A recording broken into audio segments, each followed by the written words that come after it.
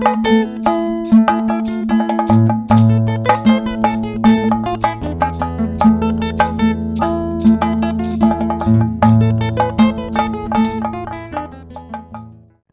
que o nome dessa parashá Tzav?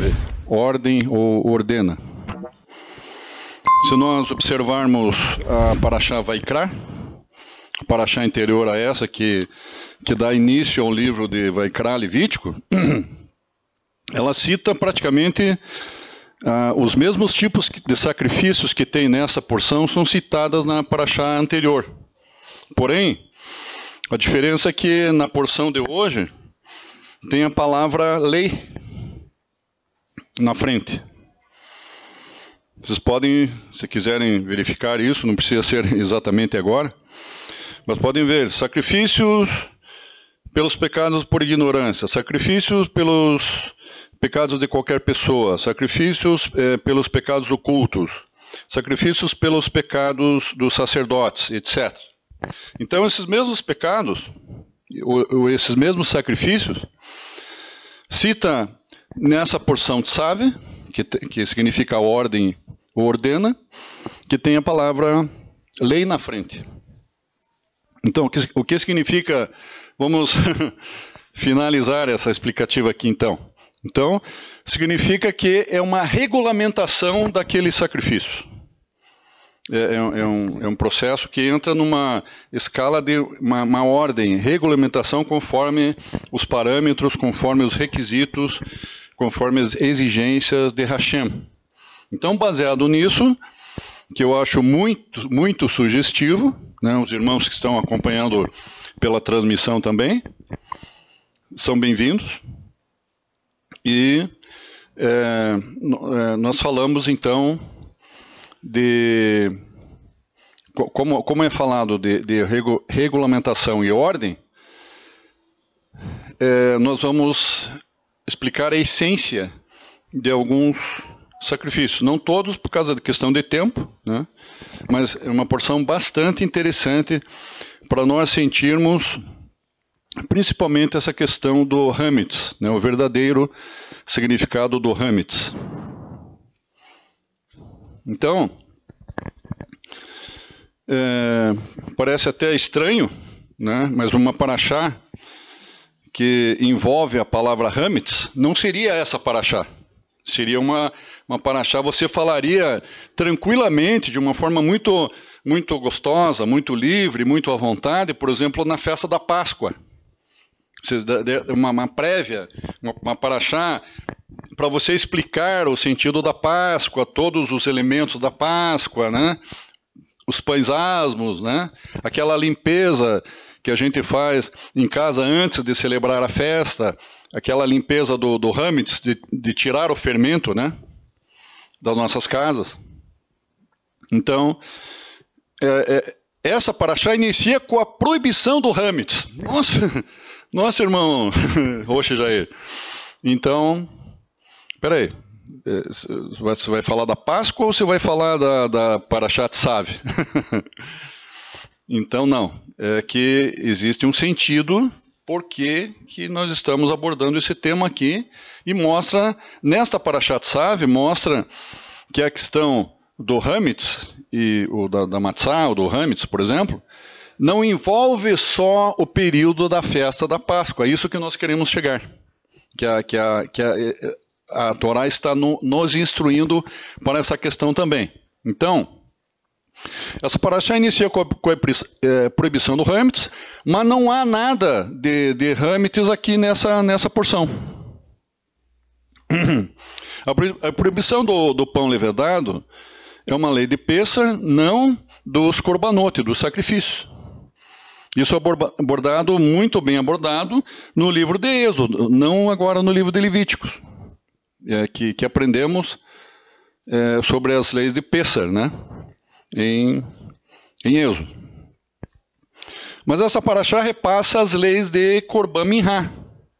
Então, se vocês observarem aqui no capítulo 6, Korban Minhá são ofertas de manjares. Ofertas de manjares. Então,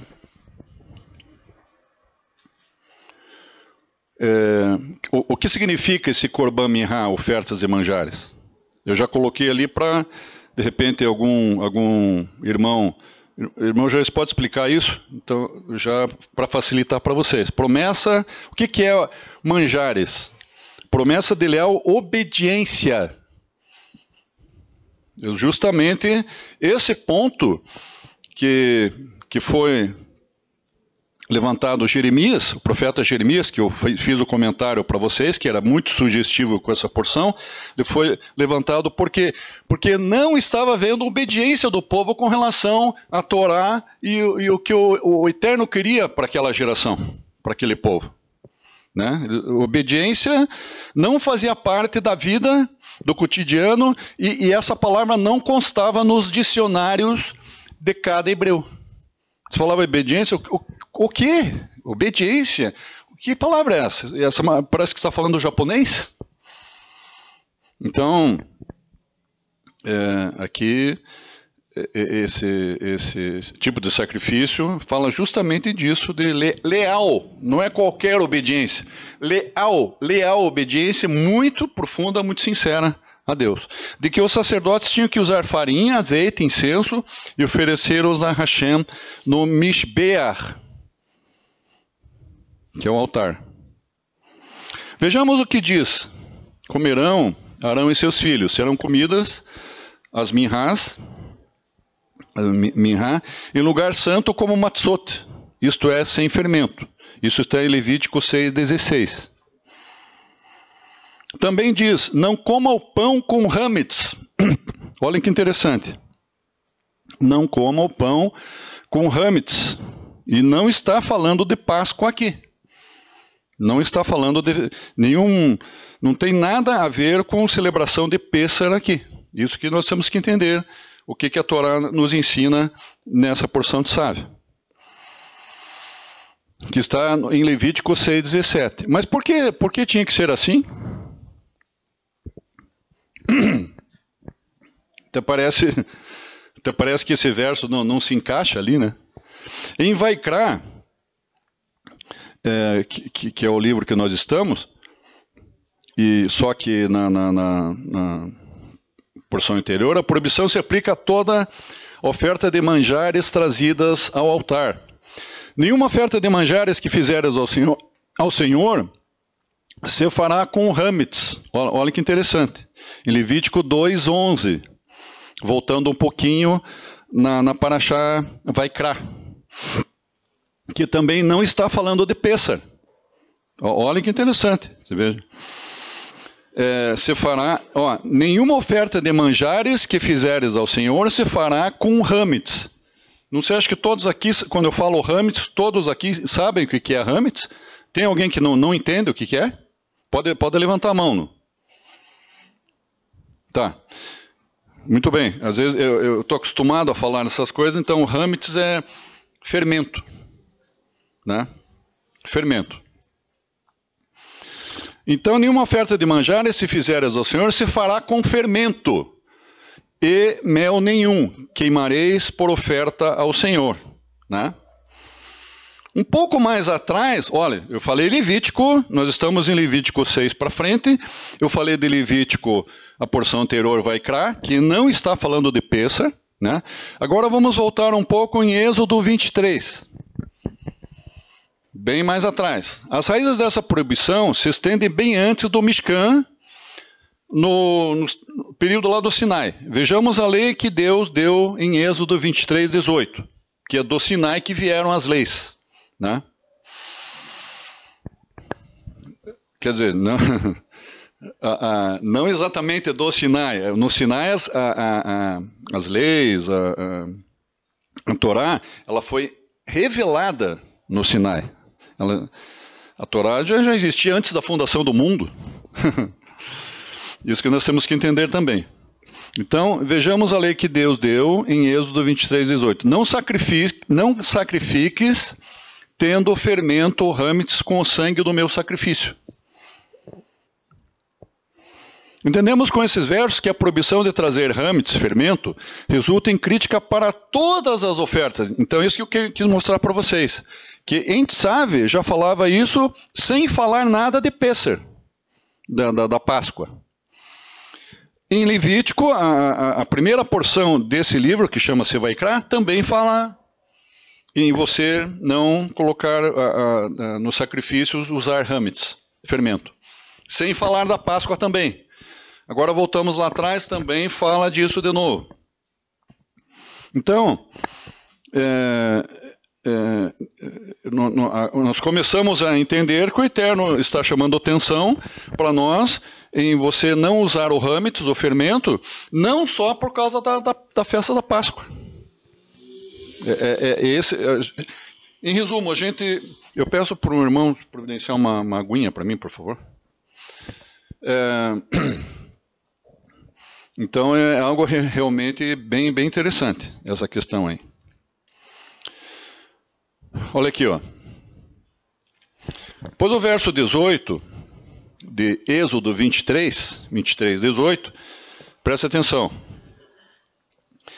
Mas, irmão Jair, eu estou lendo aqui em Êxodo 23, que fala ali das festas, fala de Páscoa, em 23, Êxodo 23, se você observar ali, fala das festas de Pêssar, das 3 festas anuais. Quais são? Pêssar, Shavuot e Sukkot. As 3 festas anuais. Então, por que fala sobre esse assunto, mas depois não fala esse assunto, se vocês foram ver lá, Êxodo 23? Vamos fazer isso rapidinho? Êxodo 23.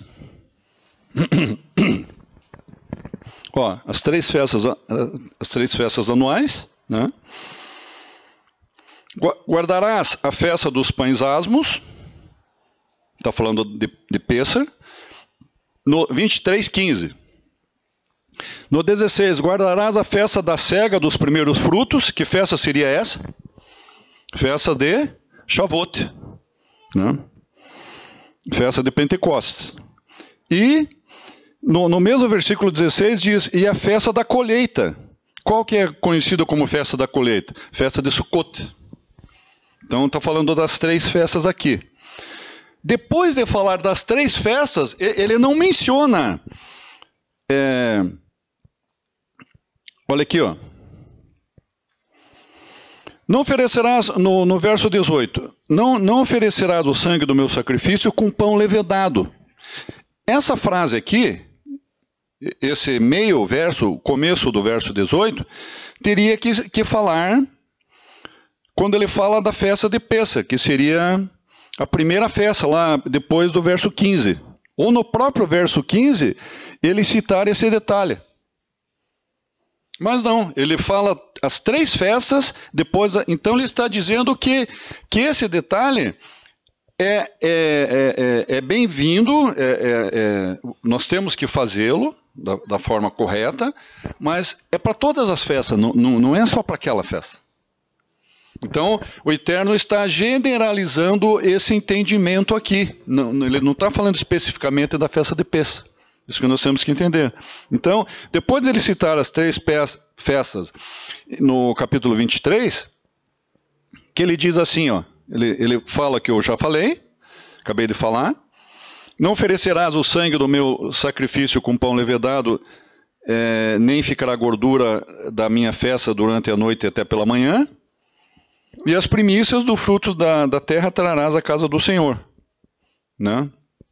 E também uma outra lei, que para muitos é muito estranha, essa lei que diz, não cozerás o cabrito, o cabritinho no leite da sua própria mãe. Então, por que eu falei agora essa questão aqui? Porque nós vamos comentar sobre essas leis, junto com as 3 festas ali, e esse tipo de leis, esse grupinho de leis, né? Em resumo, o Senhor está abrangendo para todas as situações essa questão. Achei muito, não poderia deixar. Quando eu entendi isso, disse, não, isso aqui eu tenho que passar para a congregação. Eu tenho que passar para os irmãos. Muito, muito interessante. Então vamos lá. Sabemos que Hametz se relaciona com Pêssar, não com os sacrifícios trazidos nas outras festas ou qualquer dia do Mishkan. Sabemos que Hametz se relaciona com Pêssar, não com os sacrifícios trazidos nas outras festas ou qualquer dia do Mishkan. Sempre pensamos que se referia ao pão levedado que os filhos de Israel levaram consigo ao saírem do Egito. Mas por que a Torá fala outra vez para não trazer Hametz com os sacrifícios? Há uma razão para isso, né? E daí, se você fica às vezes meio em dúvida, será que eu não estou meio que saindo da casinha, viajando um pouquinho nos meus pensamentos? Não. Daí você vai ler sobre os comentários de Maimônides e Ramban, que não são pouca coisa, são homens, né, sábios, rabinos, muito respeitados. Então, eles pensam assim também. Tanto Maimônides como Ramban, olha, parecem concordar em a Torá pedir para não trazer ofertas com Hametz ao altar, não só em Pêssar. Então, peraí, se eu tenho o respaldo deles, então o meu pensamento está correto. Quando eu vi isso aqui, que Maimônides e Ramban concordam, eu fiz assim, agora eu fiquei mais tranquilo. Porque tem algumas coisas que você começa a estudar a Torá, o pensamento começa a viajar ali, para aqui. Mas aqui eu achei bem, bem legal. Então, baseado nisso, vamos começar a entender o que é Hametz, então. Em Êxodo 23, 18, ali mesmo, onde eu fiz o comentário com vocês, cita: não sacrifiques, não faça qualquer tipo de sacrifício com Hametz. Vemos que essa lei se acha no contexto de outras leis, que as leis que eu já falei para vocês ali, né? Não deixem restos de gordura da oferenda até pela manhã, tragam os primeiros frutos cultivados à casa do Senhor, bicurim, né? E não cozerás o cabritinho no leite da sua própria mãe. Quando você lê esse grupinho de leis assim, e falando desse negócio do Hametz, tudo junto ali, diz, peraí. Isso está muito interessante e nós temos que esclarecer essa questão aí. Está muito interessante. Um grupo raro de leis. O que tem a ver a lei do fermento com essas leis sobre restos de gordura, primeiros frutos, o bicurim, e cozinhar o cabrito com leite da sua mãe? O que tem que ver? Sabemos que na Torá nada é por acaso. Não foi erro de digitação, não foi que perderam lá aquela letra que você monta lá, um painel assim, que no tempo de Gutenberg, das prensas antigas, perdiam uma letrinha, faziam na última hora lá uma letrinha de metal e colavam ali para... Matriz, obrigado. Matriz. Não foi isso que aconteceu, né? Foi realmente feito conforme Hashem queria. Essas leis agrupadas querem dizer algo. Então, por que não trazemos o fermento, Hametz, no altar? Deuteronômio 26, agora saímos de Êxodo, estamos indo lá para Deuteronômio 26. Agora começa a entrar a explicativa referente à primeira parte do verso de Êxodo 23, 19. Agora que nós vamos começar a entender o porquê das coisas e entendermos a essência, o princípio dessas leis, que eu achei muito, muito legal. Então, referente à primeira parte do verso Êxodo 23, 19, cita, em Deuteronômio, cita que quando tomamos posse da terra que Hashem nos dá, quando os frutos germinam e vem a colheita, separamos a porção que será levada ao altar de Deus e, quando você leva essa porção, você recita, você fala, declara as seguintes palavras, que está ali um pouquinho mais para frente em Deuteronômio 26, 5. Labão, o arameu, quis fazer perecer o meu pai, e esse desceu ao Egito e peregrinou ali com pouca gente, e ali veio a ser uma nação grande, forte e numerosa. Você cita, declara essas palavras para Hashem. Mas espera aí. Você está declarando, citando palavras que fazem a parte da história do povo. O que você está falando ali? Você não está falando nada além do que um pedaço da história do povo de Israel. Mas espera aí, por que você está contando esse pedaço da história do povo de Israel para Hashem? Hashem, ele que criou toda essa história, ele sabe de cor e salteado, em tudo que tipo de língua ele sabe essa história. Ele criou. Por que você tem que declarar, quando você leva essas ofertas, esses frutos, né, da colheita, você faz isso? Vamos pensar então. Mas por que repassar essa história bíblica a Hashem? Ele sabe sobre ela. Mas pensando melhor, às vezes nós temos, no momento do nosso estudo, a gente faz uma pausa, você faz uma oração, Hashem, me ilumina minha mente agora, meu entendimento, né?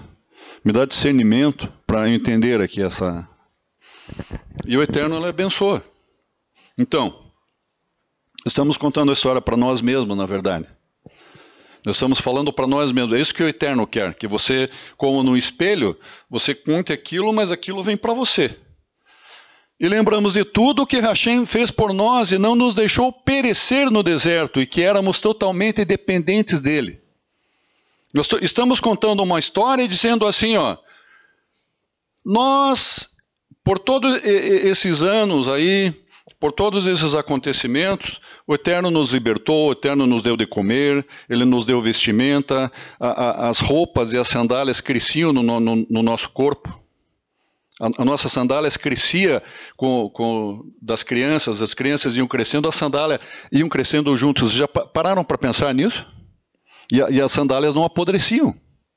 Elas cresciam junto com o pé. Vocês acreditam nisso ou acham que é a história da carochinha? Não, agora o irmão Jair... É verdade, irmãos. É pura verdade. Então, olha o cuidado do Eterno.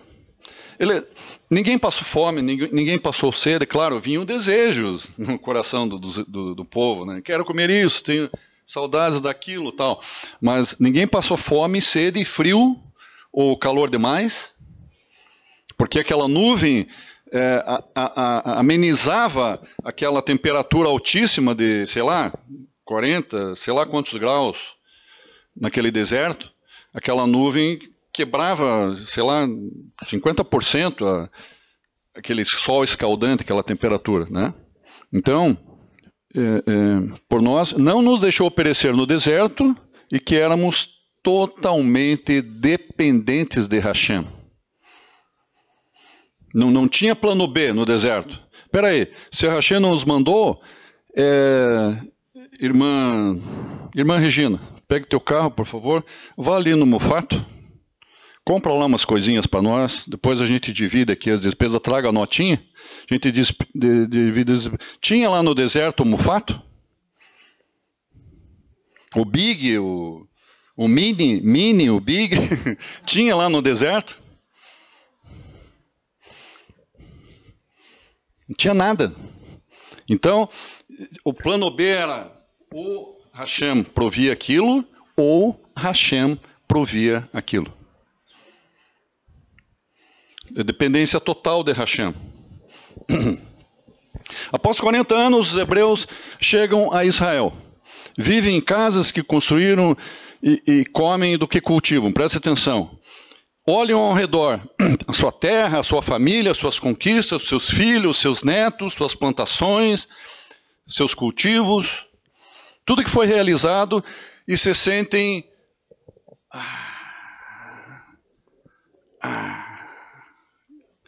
Eu consegui fazer isso, eu conquistei isso, eu criei isso, criei minha família, eu cultivei todos esses frutos, tudo que... Não. Tudo errado. E daí você pensa, exatamente isso que eu fiz agora. Eu fiz tudo isso por mim mesmo.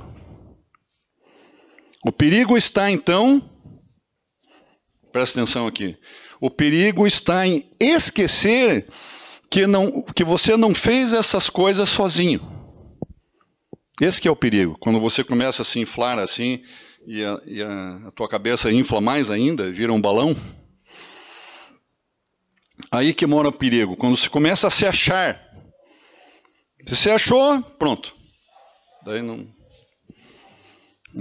perde tudo que você vai fazer para o eterno, porque daí você passa a ser, você quer ser o eterno. Você quer ser o Deus.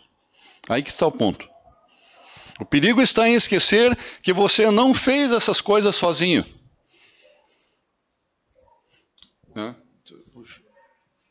Agora, quando você está centrado e pensa, eu só pus o pé nesse lugar porque o Eterno permitiu, Ele abençoou.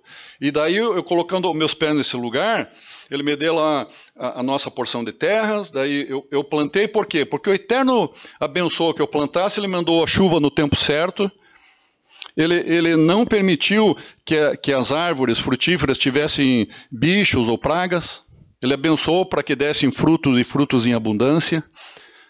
Tudo vem do Eterno. Para colher, o momento da colheita, imagine se no momento da colheita dá um temporal. Você perde 70% do que você poderia colher, tem que jogar fora. Então, a gente esquece, a gente é muito esquecidinho. Os homens, o ser humano é muito esquecidinho. Assim, ao cultivar novos frutos cada ano, a primeira coisa que faz é entregar uma parte a Deus, dizendo: sim, recordo, lembro, estou aqui só porque, Eterno, Tu me trouxe e Tu permitiu tudo, todos os detalhes. O Senhor não esqueceu de nada.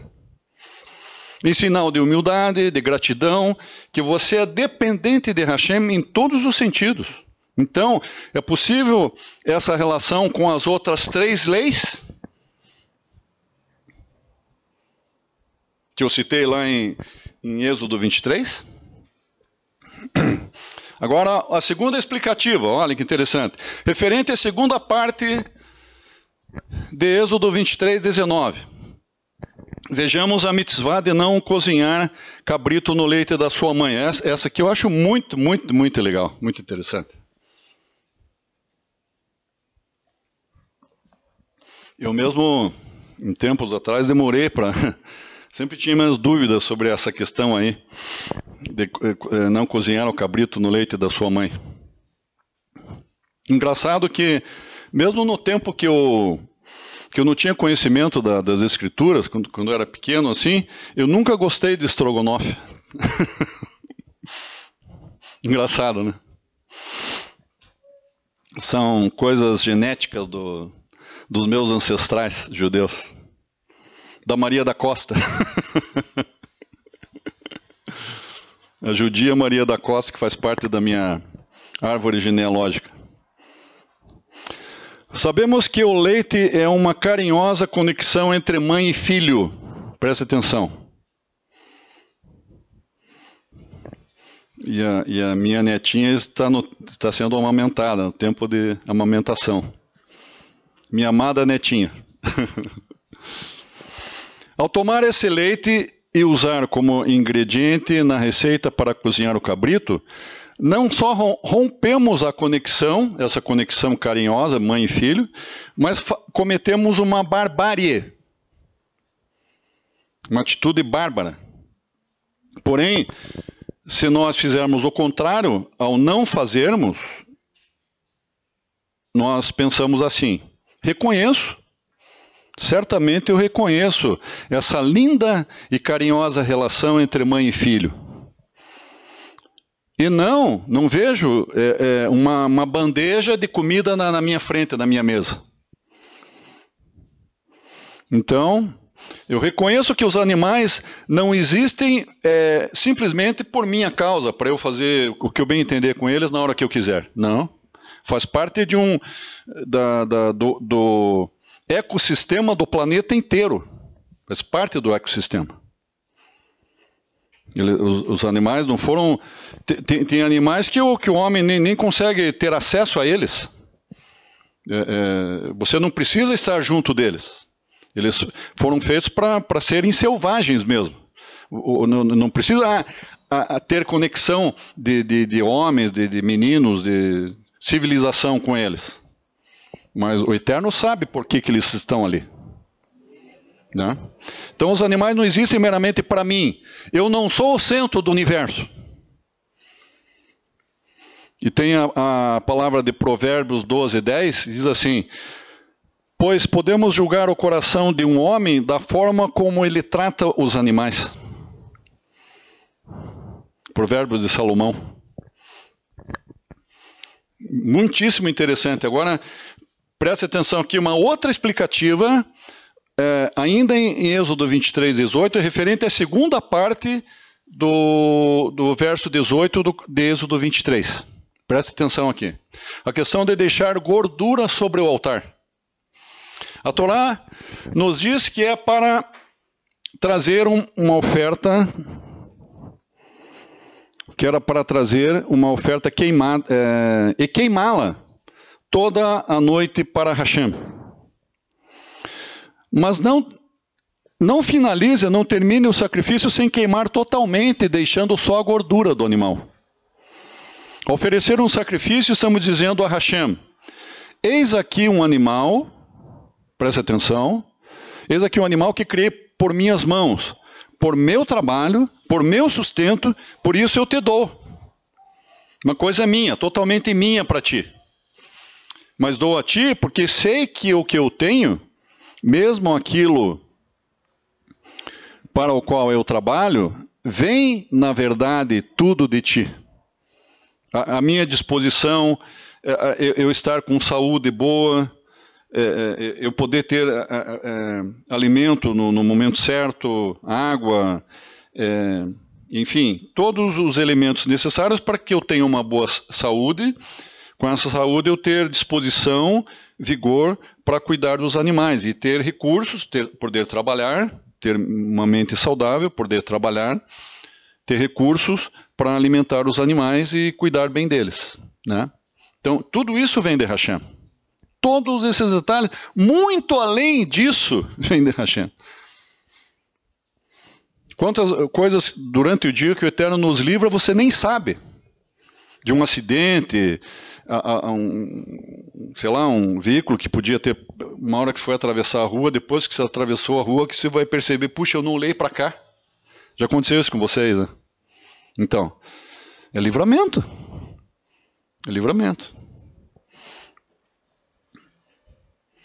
Então, tu, Hashem, és o doador da vida, a grande fonte de todo o meu sustento vem de ti. Vocês estão aí nessas cadeiras escutando e eu estou aqui falando 100% por causa de Hashem.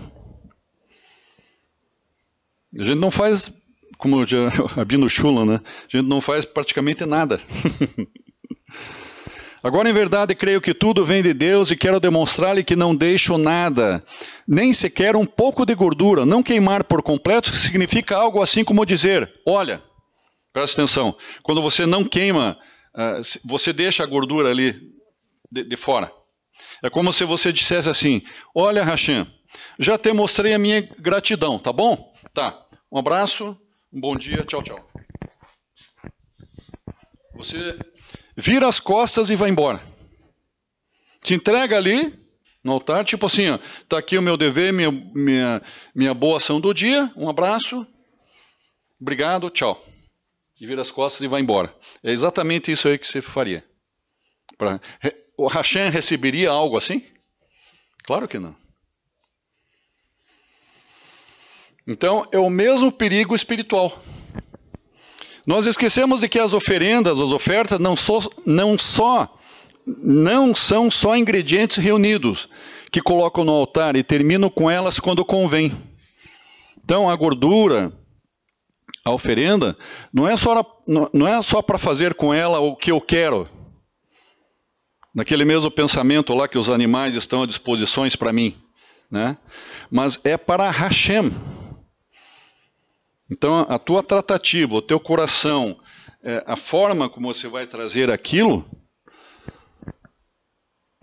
que faz a diferença. Porque o Eterno, ele vê o nosso coração, né? Como então encaixa a lei... agora aqui que nós entramos no ponto, no cerne, no cerne da nossa entendimento de hoje aqui. Como então encaixa a lei do Hametz no altar com este tema aqui geral? Com esse tipo de entendimento, nós entendendo esses princípios, como que se encaixa a lei do Hametz? O que é Hametz na realidade? O que é matzá? O matzá de Pêssar ou o matzá do partido pão? Olha que interessante. Nós usamos o matzá em Pêssar, mas o ano inteiro, quando nós celebramos no último sábado do mês, nós celebramos o partido pão aqui, nós usamos matzá. O matzá de Pêssar. Olha, viu como já isso se enquadra com essa explicativa? Não fica só restrito lá em Pêssar? Viram como a prática está diretamente relacionada com a palavra? Então, a matzá é o pão mais simples possível. Como assim, Rocha? Usa ingredientes naturais. Em quanto tempo você é capaz de fazer uma matzá, assar e comer? Uma vez o Rabino Marcelo, muitas vezes que o Rabino Marcelo esteve aqui em Curitiba, ele ia lá em casa, uma vez ele, vamos fazer uma matzá?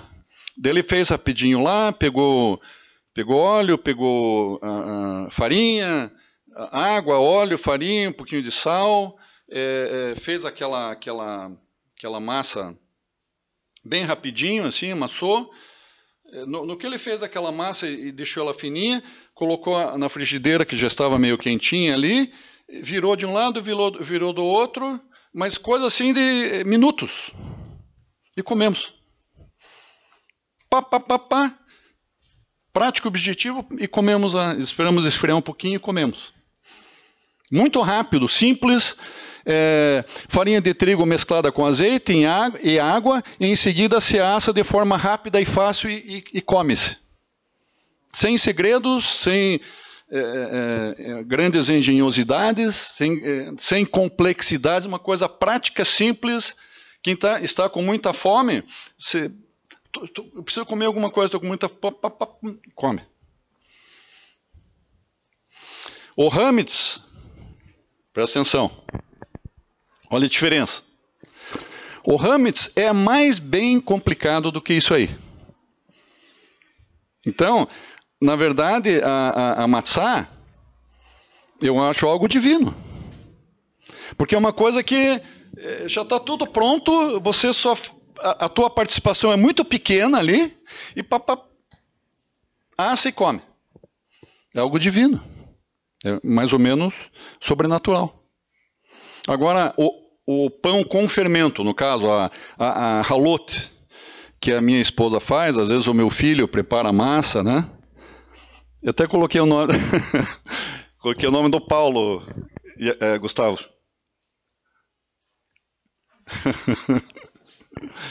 Olha, no caso a matzot, né? Pegamos o trigo, processamos com fermento natural. Eu sei que eu compro fermento, não é qualquer fermento para fazer a halot, né? A halot não é qualquer fermento, é uma farinha de trigo especial, premium. Então tem todas essas coisas, você já não vai achar fácil aquilo para comprar. Tem supermercado que não tem essa farinha. Naquele tempo, não iam ao mercado comprar fermento, porém, o povo cultivava dia a dia o fermento. Ele era cultivado dia a dia. Quando finalmente o fermento estava maduro, assar os pães era outra história. Era muito fácil. Minha esposa, Estela, ela faz halot toda sexta-feira. Conforme os pratos, não só a ralote, conforme os pratos, sobremesa, às vezes ela fica das 10 da manhã até as 4 da tarde. Faz isso, faz aquilo, prepara isso, prepara aquilo, e lava, e limpa, e tempera. E às vezes é menos tempo, mas é pelo menos 3, 4, 5 horas. Menos que 3 horas é impossível, porque para fazer uma boa ralar, leva 3 horas a mais, dependendo da habilidade de cada pessoa, né, para fazer. Pode levar entre 3 a 4 horas, totalmente diferente da matzá. Matzá se faz em minutos. Jamais se vai falar que vai fazer matzá, assar e comer em 1 hora. Se faz em 15 minutos. Até antes, se for habilidoso ali, tiver as coisinhas, se faz antes de 15 minutos, 10 minutos.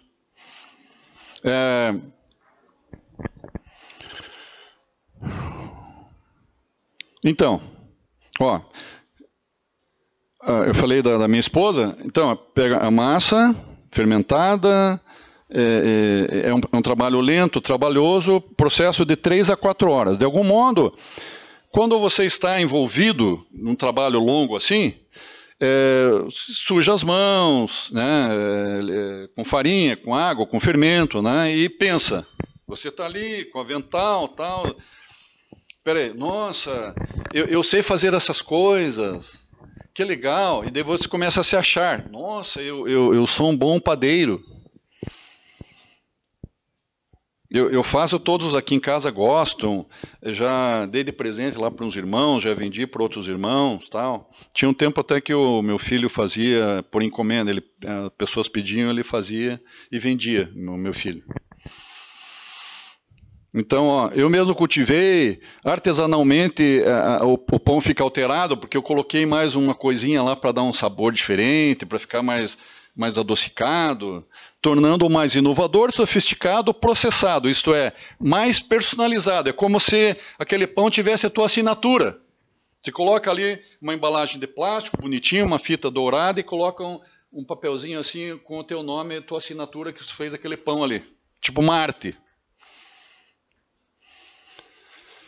Eu já falei do meu filho, né? Ele prepara assim aquela massa também, fica diferente. A Estela faz de um jeito, meu filho, cada um tem o seu estilo de fazer. Então entra a parte do jeito de cada um fazer, né? Isso que é interessante também. E é completamente diferente, tanto a ralote feito por meu filho, por minha esposa, é completamente diferente da matzá. Matzá, daí eu sei fazer a matzá. Eu que não sou expert em padaria, em ralote, eu sei fazer. Qualquer um. Se você vê uma vez eu fazendo uma ralá, você já em seguida você já faz a tua. É muito simples, fácil e prático, né? A matzá, quer dizer, a matzá, desculpe, eu falei ralá, né? Matzá. Então, quando você faz a matzá, é algo de Deus. Sem dúvida que é de Deus. Porque não há grandes engenhosidades, não há grande tecnologia ali, é uma simples mistura básica dos elementos, e se come em seguida rapidinho. Não esqueçam de tudo isso que eu falei, isso é muito importante para a gente entender agora. Então, o primeiro processo bem trabalhoso do pão com fermento, há um perigo em esquecer das mãos de Deus ali. Fazendo a gente pensar, eu fiz esse pão com essa embalagem plástica, essa fita dourada e com meu nominho ali. Eu fiz! Há um perigo em acontecer isso aí. Esse que é o ponto. Então, em resumo, nunca se ache. Se você é um bom padeiro, se você é um bom artista, se você é um bom músico, nunca se ache, irmãos. Essa que é a mensagem. Você só existe, você só é um artista, você só é um bom profissional, porque o Eterno te fez assim. Mas, peraí, irmão, eu estudei, eu me esforcei, eu fui perseverante. Amém? Mas você foi perseverante, estudou por quê? Porque o Eterno te abençoou para você ser. Ele te deu inteligência, Ele te deu alimentos para você ter saúde, para se dedicar àquilo. Ele te deu disposição. Aquele dia você poderia estar down, mas aquele dia você está up. Porque o Eterno proporciona tudo. A gente esquece muito, muito fácil. A gente é muito esquecidinho. Jair, você já falou isso.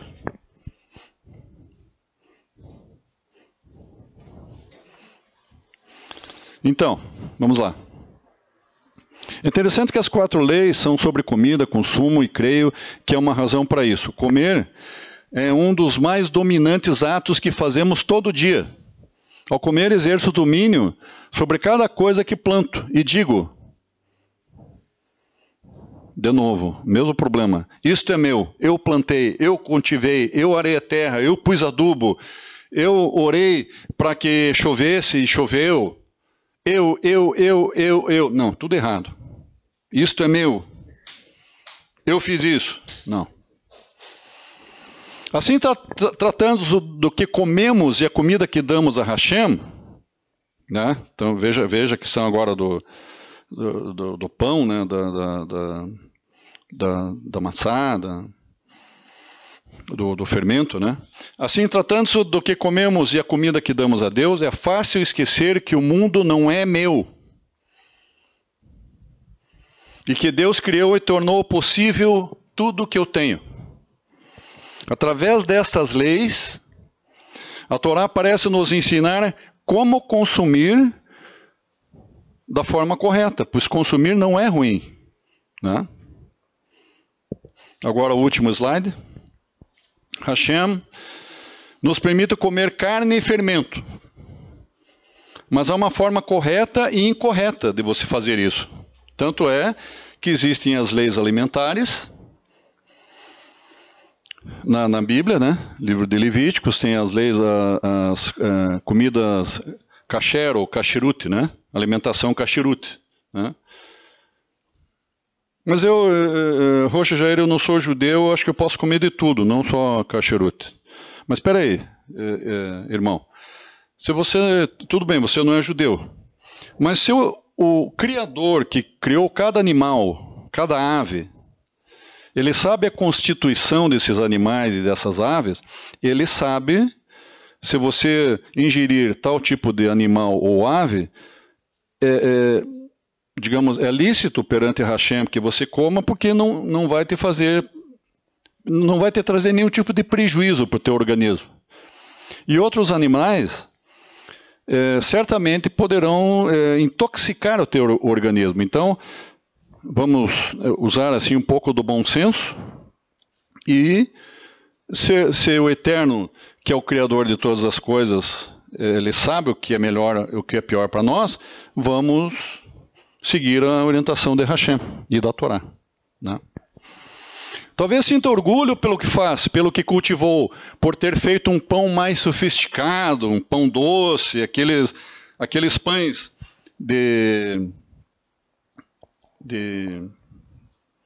das festas, né? Os pães das festas com frutas em cima, pães doces assim, né? Dia de alegria, pão doce, muito, muito gostoso assim. Então sinta orgulho pelo que faz.